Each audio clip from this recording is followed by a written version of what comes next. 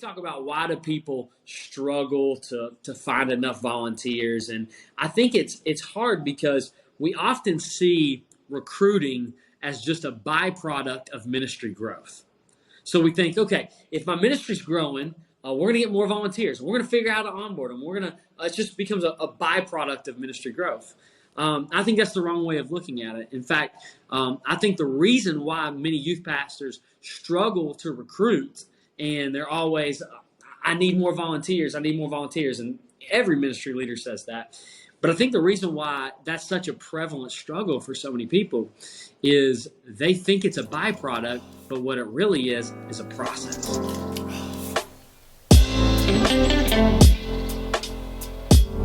All right, well, welcome to another episode of the Pastors Roundtable podcast. I'm your host, Ryan Latham. Super excited to jump into this conversation with Landon, who we are going to hear some awesome stuff about onboarding your volunteers, as you've already heard. But before we jump into that conversation, I want to let you know that we have released our store. So looking for some leadership material, looking for some support, buying books, things like that, you can go to our store. Go to renewedleadership.org/store to get a hold of some brand new content brought to you fresh all the time. So check it out, guys. Well, hey, let's jump into our conversation today. I've got Landon Reynolds for you. He is a pastor. He is a coach. He is a speaker and the founder of Strategic Student Ministry. This is a place for you to jump in and learn all kinds of ways to get your youth ministry and the systems put together. So, Landon, thanks for jumping on this conversation, man. I'm ready for it. Man, thank you so much for having me on. I'm excited to dive in today. All right, so it's the holiday season, and I want to know, tell me one of your favorite Christmas traditions growing up or even currently. Okay, so I grew up in a divorced family, okay? So that's kind of the context here. And then my grandparents were also divorced. So I, growing up, had all kinds of different Christmases to be a part of, which, when it comes to gifts, was kind of fun. But what I love now is, now that I have my own kids, I have 3 kids. And I love that on Christmas morning, we don't do anything. That is my favorite tradition now, is that we're not running all around town. We wake up, we make our cinnamon bread, we get our thickly sliced bacon, and we just open gifts and have our family time. And I absolutely love that. Okay, so that was one of the big things that we had to make early in our marriage too, man. When we were early in our marriage, we would run around and it was like Christmas for an hour or two here, and then pack up the car, and you got your pack and plays and your nap supplies and your snacks that you got to throw in there, and you got to drive. Yeah. So I hear you, man. Sitting in your own home, doing some things is pretty nice. And I mean, my wife fought me, I fought my wife on it, because I was like, we got to go. Like, I did this growing up, and I'm so glad, like so many times in my life, I listened to her. Because it's so much better. That's smart. Well, hey, Landon, why don't you tell us a little bit about your ministry journey and how you got to where you're at now? Yeah, so I'm an East Tennessee native, so I bleed orange. We're in Big Orange country. Go Vols. We're not very good, but that's where I'm at. I was born into this pain. Hey, that's how you know you're a true fan, is when you're dedicated, even when it's not going great. I was born into this trauma. So I've grown up around here and went to church my whole life. God saved me when I was in high school, and very, very soon I felt a very evident call to ministry, and even got to see many of my friends accept Christ in high school. And so coming out of school, I enrolled. I went to Southern Baptist Theological Seminary's undergraduate school, and about halfway through my college, I get a call from my previous youth pastor who had planted a church, and he just said, hey, would you be interested in being our youth pastor? And I said, absolutely. And so halfway through college, I jumped in and started in student ministry, ended up becoming our next gen pastor, and now I oversee communications and marketing and guest experience for our church, and a handful of other things as well.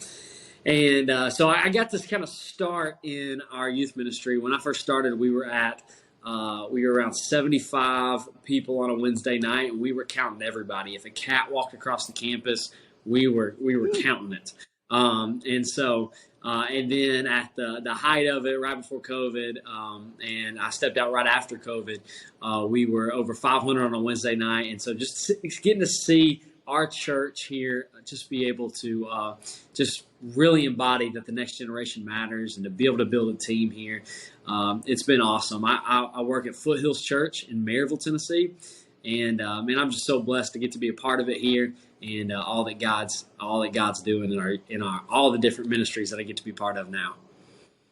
I love it. I love it. So specifically in this conversation, we're talking about onboarding, recruiting, retaining volunteers. So here's the deal. I believe everyone listening right now or watching on YouTube right now probably knows that recruiting volunteers is a vital part of the ministry and what we need to be doing. But yet, most of us, if we're honest, probably struggle a little bit with it. So let me ask you this. Why do you feel like it's so tough to recruit, retain volunteers? And what tips do you have for youth pastors that might be looking to improve that? Yeah, for sure. So I always start with kind of talking about the growth of our youth ministry and seeing how it went. But what I often don't sometimes talk about is, so in the first year, our youth ministry went from 75 to 300. And so it was incredible. God was moving. Kids were getting saved. We didn't know what to do with the growth. We didn't have the leaders. We didn't have the infrastructure. We didn't have the process system, anything in place. We were just preaching the gospel. We were just trying to work as hard as we could and make things happen. Well, what I don't often talk about is about a year later after that, probably a year and a half, maybe a little bit more than that, actually. We got down to where the youth ministry was actually less than when we started at. And so we went here quick and then crashed. And that summer, I felt God just kind of just really impressed upon me that I had built a ministry around a personality and around fun and around an experience, but we never had the infrastructure to maintain that. And so we didn't have the systems in place. We didn't have the process in place. We didn't have any infrastructure. So we weren't even to maintain growth, and which put us back on a trajectory now of having to build systems. So when we talk about why do people struggle to find enough volunteers, and I think it's hard because we often see recruiting as just a byproduct of ministry growth.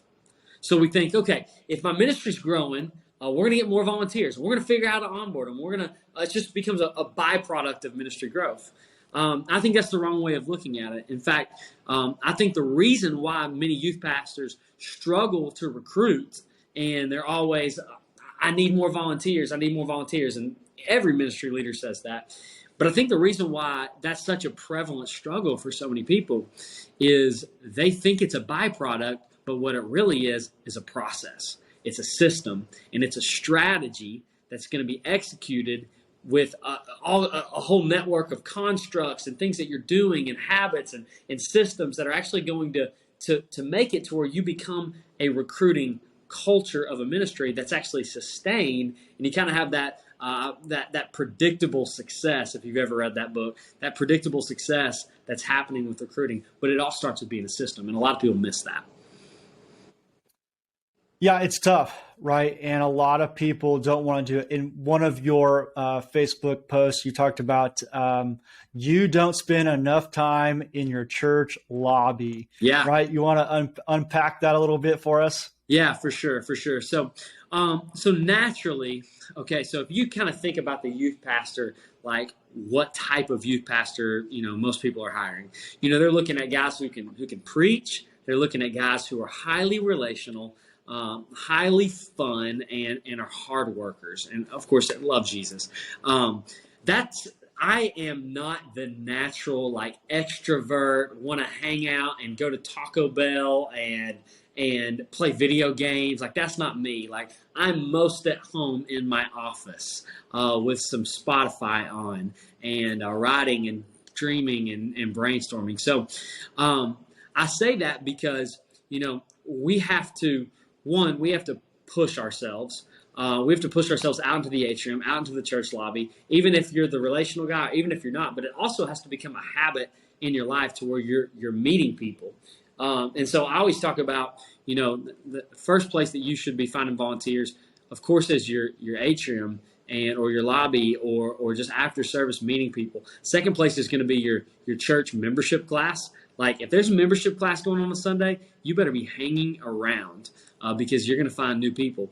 But then I think the most underutilized, and it kind of goes away from your original question, and so I hope I'm not steering us at all, but I think one of the most underutilized things is your church management system. And so your CMS or your CRM platform, a lot of people aren't using the data that's already in there to create leads so you can run those people down actually in the lobby. A lot of in our system, we have a lot of pictures with our partners, and we call our members partners. And so for me, I'm able to export a list of people, and now I'm able to equip not just myself, but my team and my volunteers to do that shoulder tapping in the atrium. So I think it's kind of like a conglomerate of a system of interconnected things so that you can create that recruiting system that actually works. That's great. So what about the youth pastor that's saying, Landon, you don't get it, man. There's not people in my church that want to volunteer in student ministries. Are there other places that they can look outside of, quote unquote, the four walls of the church? Yeah. So I think you see in the New Testament that when you lead people to Christ, they start leading people to Christ. So number one is if you're evangelistic and you're leading people to faith in Jesus, and your church is actually reaching out, you're going to find new people in the community because you're of course they're coming to faith in Christ.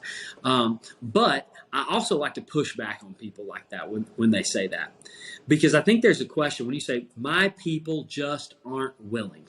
Okay, my question is why? Because often it's my people won't. It's the better thing is to say, I haven't led my people to serve. I haven't casted the vision enough to where people want to get engaged. I haven't shared enough stories. I haven't made it personal to them.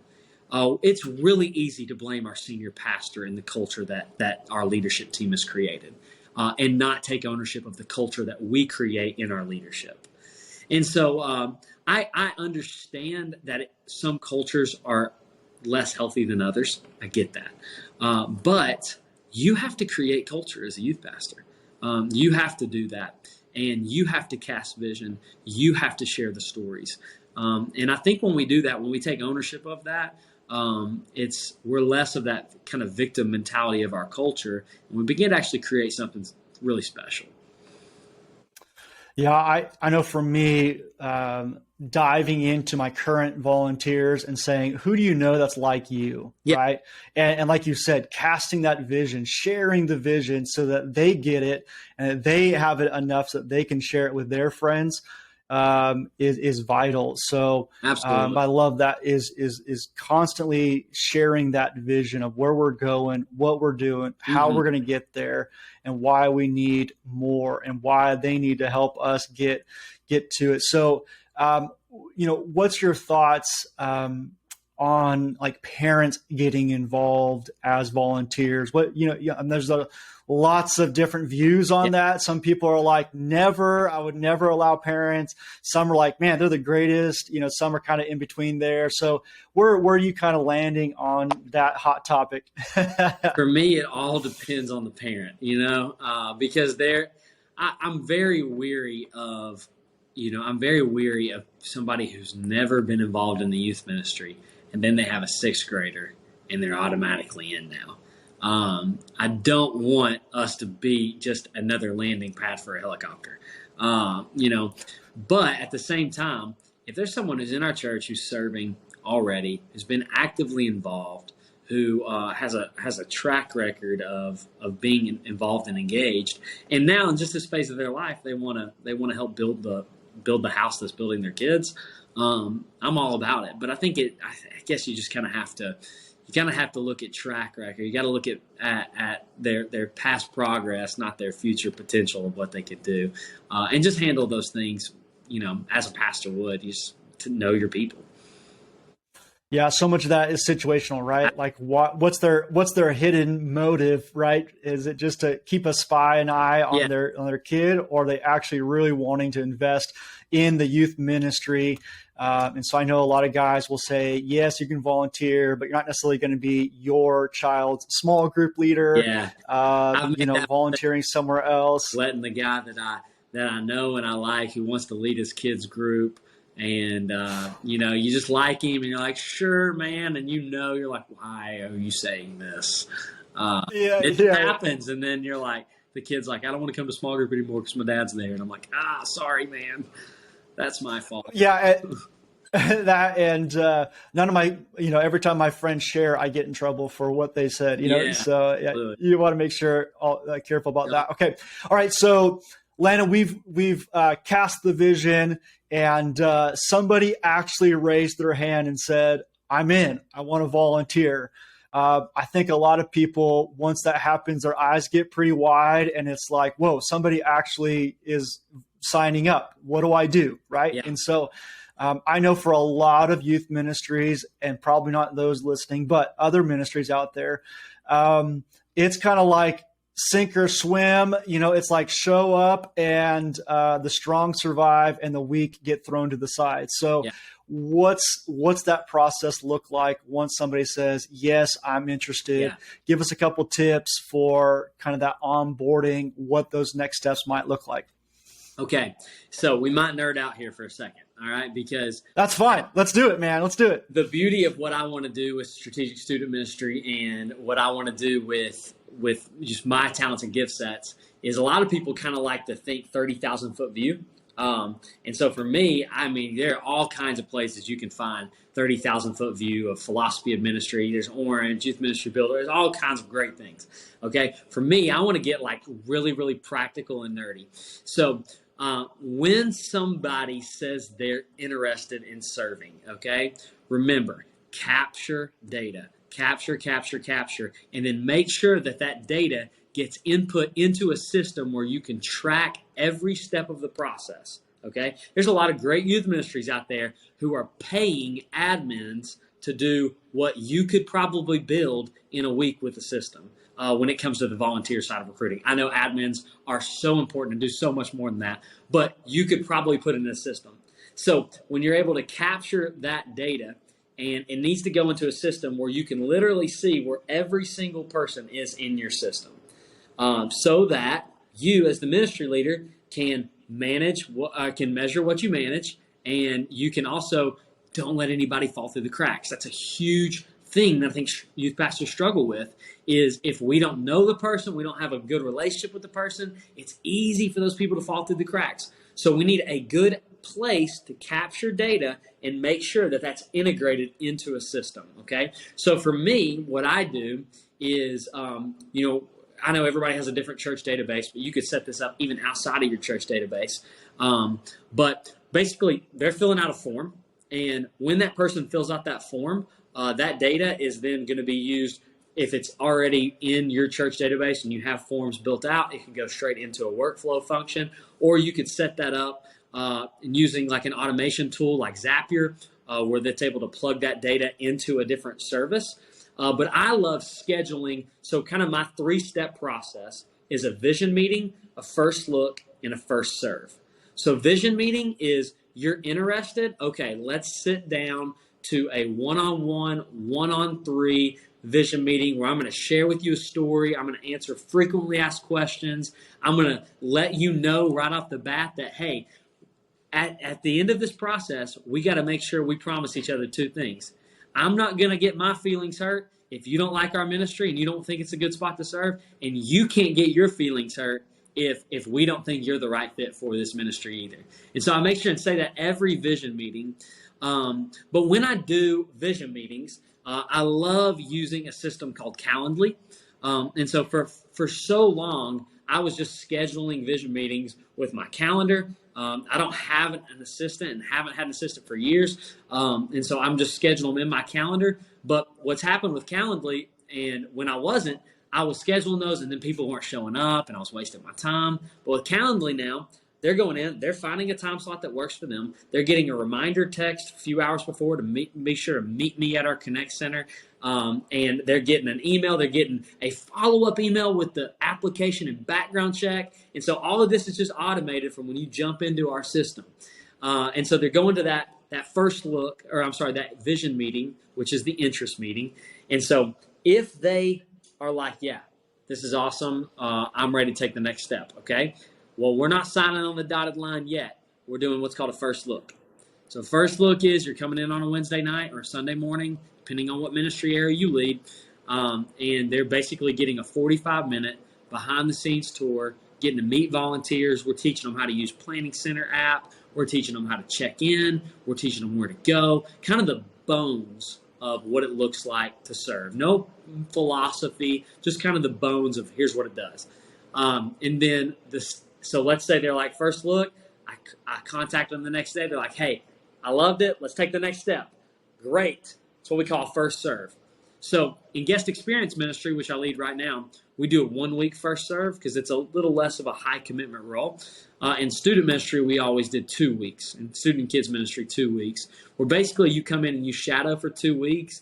And at the end of that, it's so important, what we call a first serve debrief, to where that person's got to like it. The coach that was hosting them around on a Wednesday night or Sunday mornings got to think that they're a good fit. And me as the ministry leader has got to make sure that they're a good fit as well. And we have that last meeting that could be over Zoom. It could be a phone call. Or if they're just good to go and say, hey, you're in. And that's where it's like, are you committed to go to the ministry for the rest of the year? And so that's really kind of our 3-step process. But there's all kinds of little things that happen in between, like background checks, and you got to make sure that they have their training videos done, and but all of that can be managed in a system where you can see it at a glance, and that's one of the things at Strategic Student Ministry that we set up, and we actually come in and we'll create that system for you if you don't have time to do it, and so, but I think that's so key, is being able to see it all at a glance and be able to set it up for you.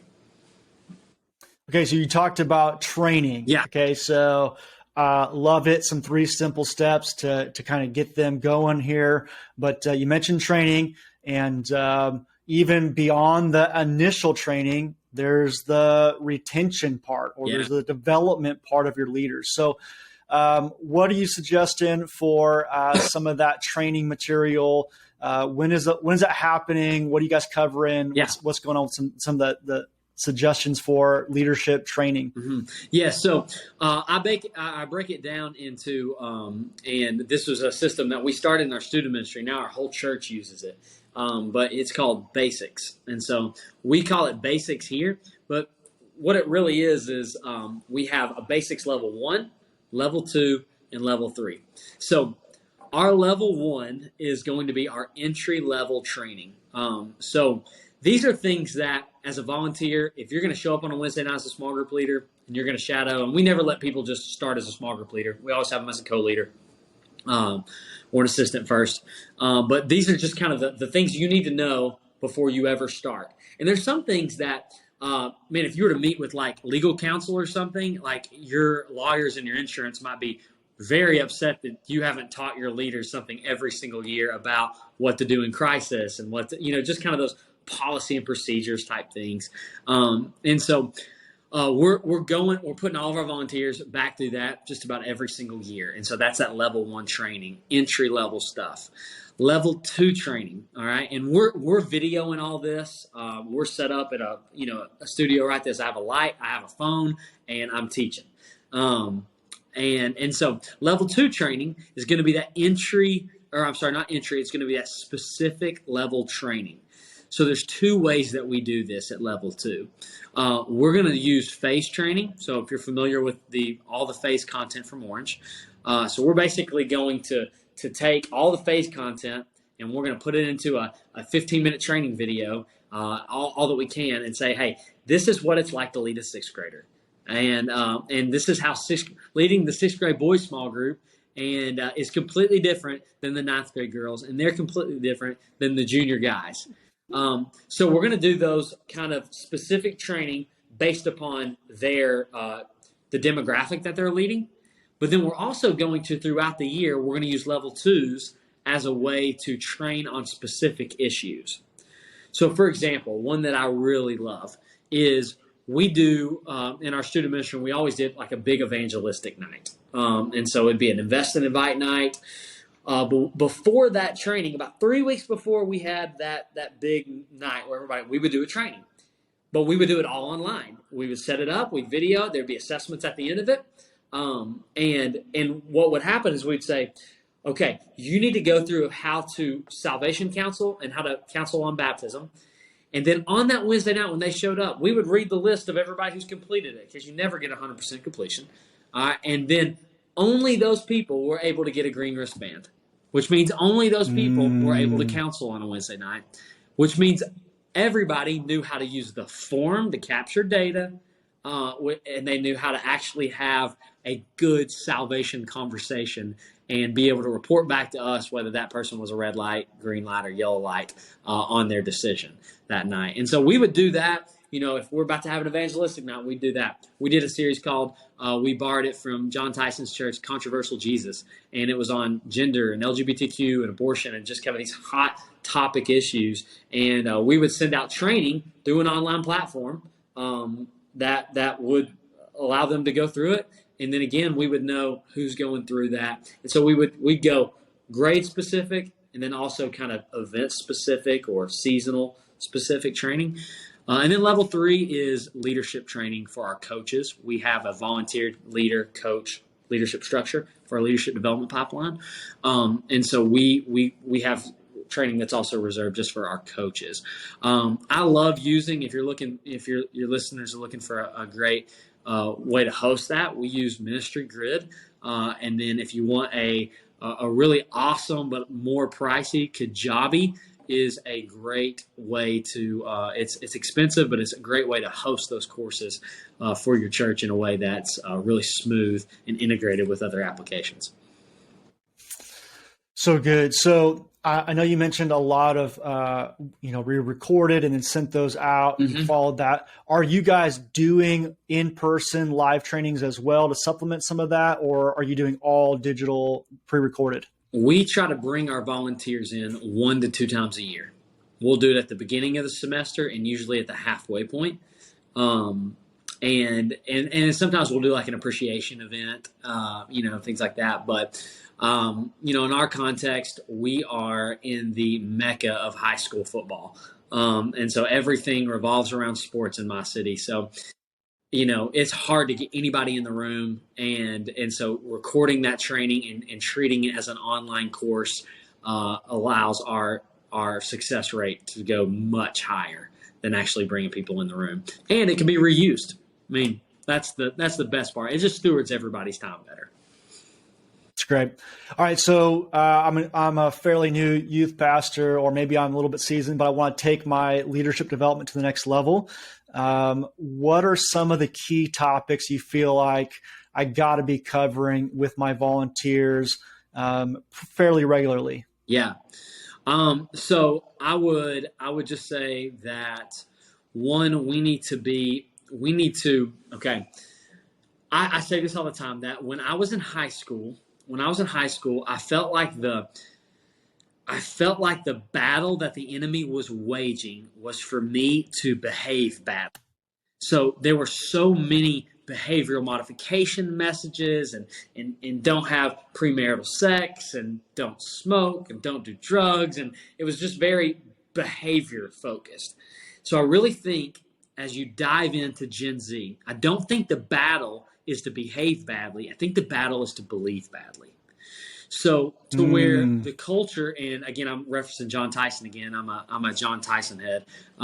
But he talks a lot about how the culture used to kind of be built on psychology. And so everybody would come in and their pastor was kind of their glorified therapist, and they could teach them how to, deal with their anxiety and their anger, and everybody loved it. Well, now our culture is not really built on psychology. It's built on sociology.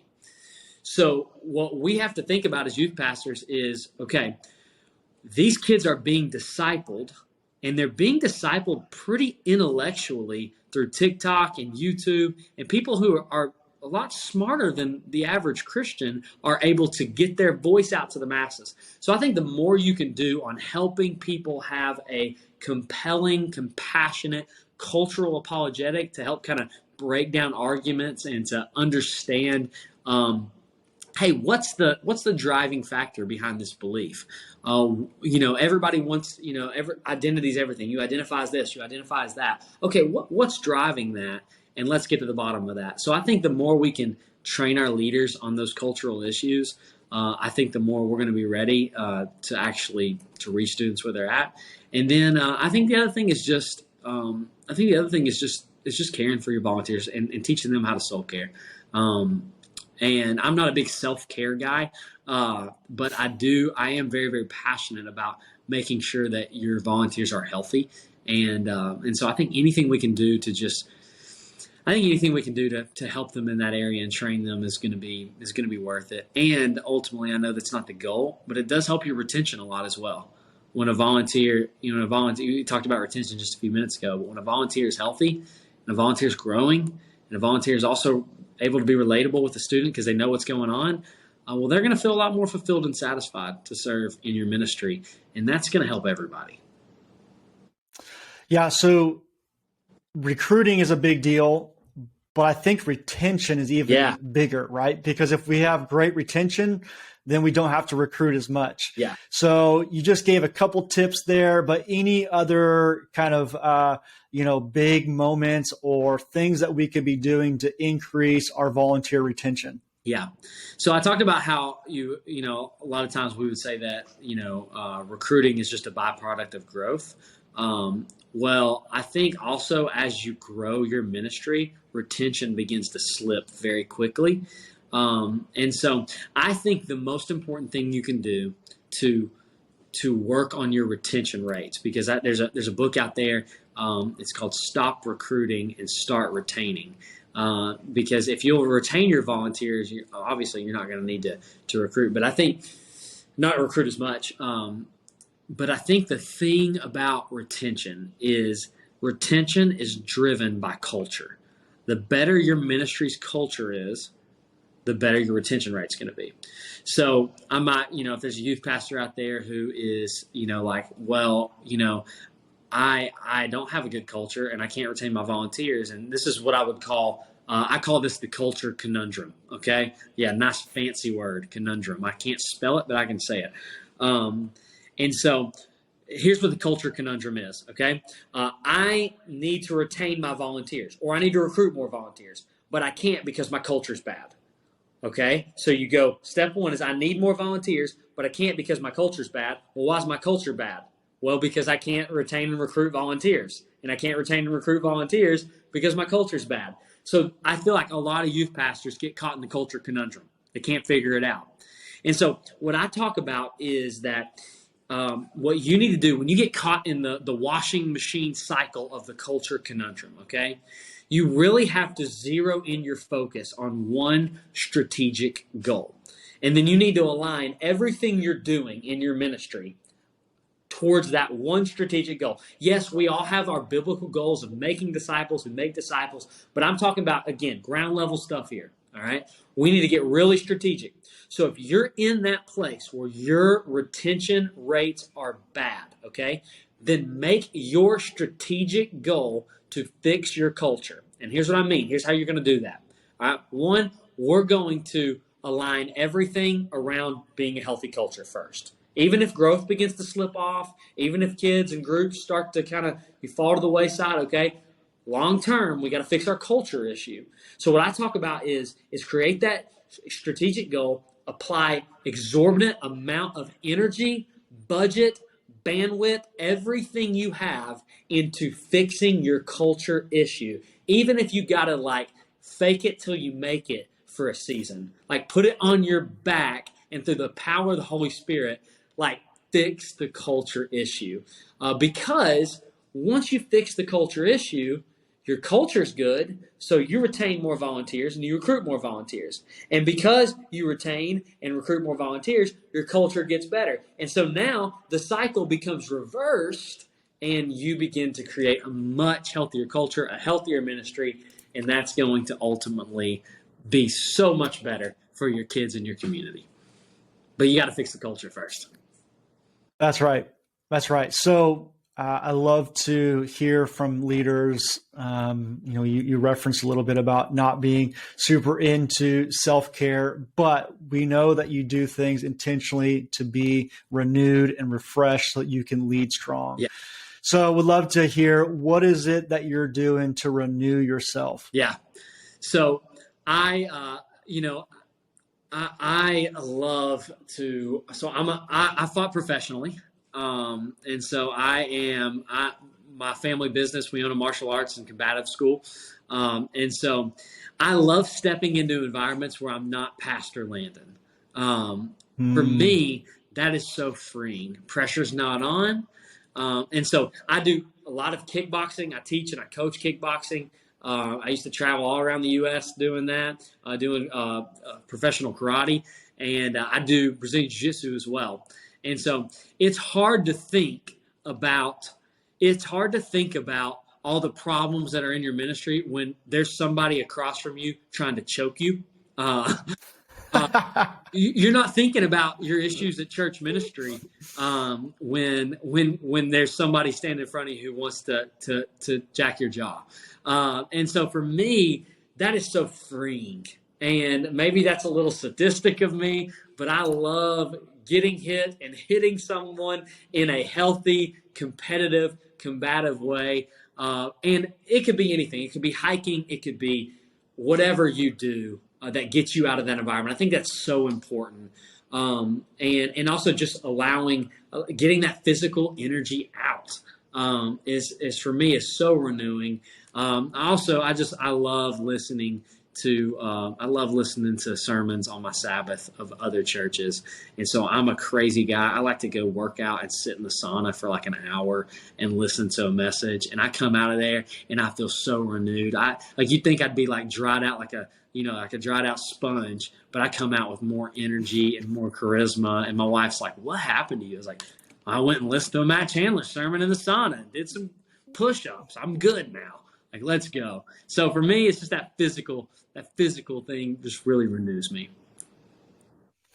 I love it. I'm pumped up, man. And if you're watching on YouTube, I'm sure you're fired up to get ready to go as well. So, but I know that some of you guys are listening and you're just felt like you just drank out of a fire hose and you're like, I don't know how I can consume all of this. First of all, go back and listen to it again, but also consider taking a look at Landon's course with onboarding and recruiting, where he begins to break down even more in detail each of these steps.